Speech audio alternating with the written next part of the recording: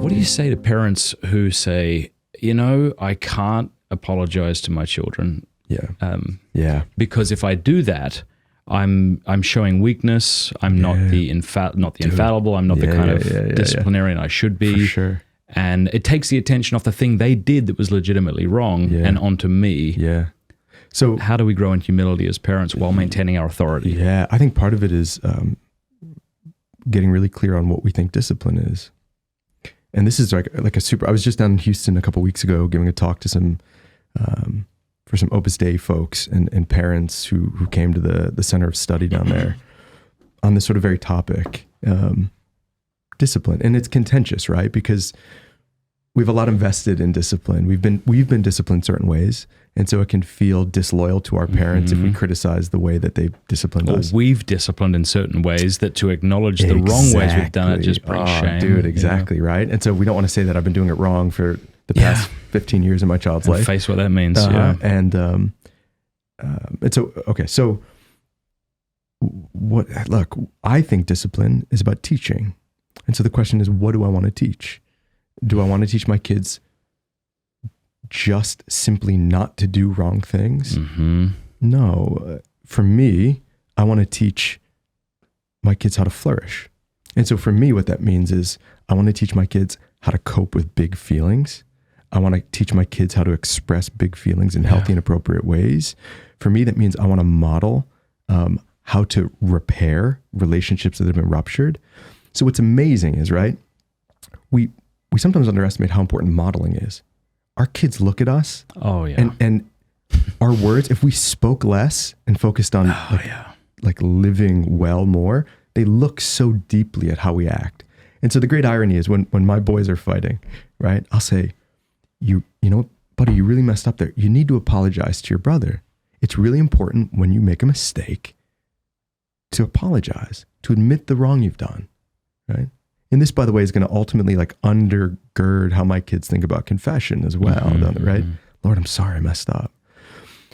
So I tell this to my boys, and then when I mess up, obviously, and everyone knows it, like the kids know it, my wife knows it, right? She gives me this sort of knowing smirk. We all know I messed up, and I go, no, digging my heels in. I don't apologize. I'm going to undermine my authority. Look. Just watch what happens. What's ironic is you not apologizing is what undermines your authority. 100%. Because your kids they think you're a hypocrite. You want me to apologize when I do a wrong, but you don't apologize when everyone sees that you've done something wrong, when you've clearly done something wrong. We're not modeling. So I want my kids to see. Now, after I apologize, it doesn't mean that what my child has done is right. It doesn't mean that there doesn't need to be instruction or maybe even a consequence. But I can say, buddy, I approached that wrongly. I'm sorry. I messed up. I raised my voice, or I yelled, or I was impatient and I shouldn't have been. Right? I'm sorry. And then I say something like, okay, but now we still need to talk about that thing you did, right? Yeah. That's really helpful. Yeah. So, but going back all the way, right? I give the attachment foundation here. Remind me the first part of the question. It's like, how does she journey with somebody with mental health issues? Yes. Yeah. So I think that maybe while setting boundaries. Yeah. So look, reading about your attachment style, understanding your attachment style, finding someone in your life who you can have a secure attachment to. So while you're dealing with sort of the stresses of accompanying somebody with a mental health problem, you can turn back to this person and reestablish a sense of sort of, I'm okay, it's all right. But here's the other thing. I think, accompanying people with mental health issues, we have to relate. It's about relating to them. It's about providing them some support. But if you find yourself feeling incredibly overwhelmed, incredibly anxious, it can be really helpful to have support in your life, right? Someone outside of you who can help you see this and pull you back a little bit and say, hey, we can learn boundaries from people outside of us saying, hey, it feels like you're getting sucked in a little too deep. Why don't you pull back? Knowing where the line is and saying, hey, I want to walk with you, but you also need to be seeing a counselor or therapist. And I want to support you in whatever way I can in helping you get there. But I'm not your counselor or therapist. So when we get into topics that I don't know about, I don't have an answer for. I can just say, hey, I don't know. That sounds really tough. Have you called your therapist? Have you called your counselor? And then you have to find someone you can turn to help you sort of discern whether or not you're maintaining healthy boundaries. But I think boundaries are tough. We grow up with a sense of boundaries, and sometimes the boundaries we've grown up with are unhealthy. And so having healthy boundaries can feel really mean or uncomfortable, depending partially on our attachment style. But other folk, if you have an avoidant attachment style, you might draw really strong boundaries. And what you're being invited to is actually lean in more deeply. And so, so it's going to depend partially on her attachment style. And if she discerns her attachment style, discerns the wrong word. If she figures out what her attachment style is, she can learn whether or not she needs to lean in more and just learn to hold the uncomfortableness, or whether or not she needs to pull back and actually not be so anxiously involved or potentially controlling, or, so it's going to depend on the attachment style. But here's what you do.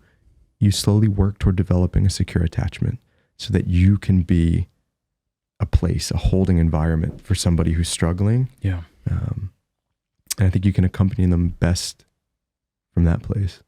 Thank you. That was really great. I can see why you can't just answer these questions in 5 minutes, because now I have a totally new view on what attachment is. Yeah. I literally said to you, I know about physical attachment, so that's what I knew about it. Know what? That's really helpful. Thank you. What bothers me is these, sometimes I hear these sort of, it was really popular in Catholic mom circles at some point, like we do attachment parenting.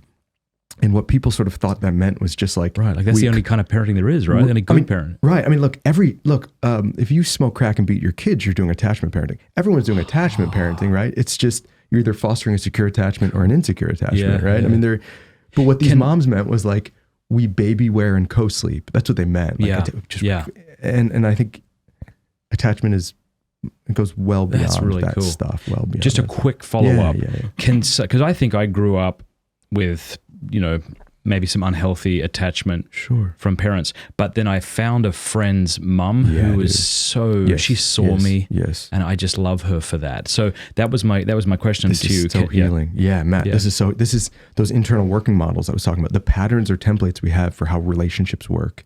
Can I share big feelings? Is anger okay to express? What do I do with confusion? What do I do with fear? What do I do with that internal working model, while deeply rooted, is still flexible, and healthy relationships with people who we can have a secure attachment with begin to change them, reshape it. Yeah. And so this woman in your life, a good spiritual director, a good priest, a good youth minister, a friend who and just reshape us. I was listening to Bob Schutz, Dr. Bob Schutz, who we've had on the show. Somebody asked him the question, like, how do I get over the fact that I've done so much to my children to hurt them? And he offered a very powerful example in the video, which I won't rehash. Yeah.